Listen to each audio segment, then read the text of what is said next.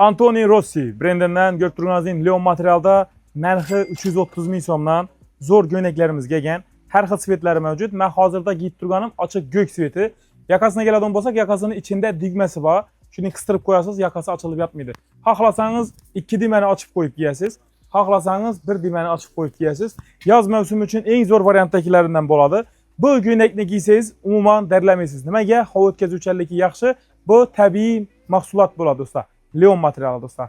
Razmeriga keladigan bo'lsak, 2XL razmeridan boshlab 6XL razmerlari mavjud. 2XL razmeri 90 kilo adama doğru keladi. 6XL razmeri esa 130 kilo adamlara doğru keladi. Yangi kalta variantda shunday zo'r Leon göyneklarimiz, shunday zo'r Leon shimlarimiz kelgan. Keyin shunga cho'dan oyoq kiyimlarimiz kelgan. Kelib bemalol xarid qilsangizlar bo'ladi. Git turgan rubashkamni butun O'zbekiston bo'ylab dostavka qilib beramiz.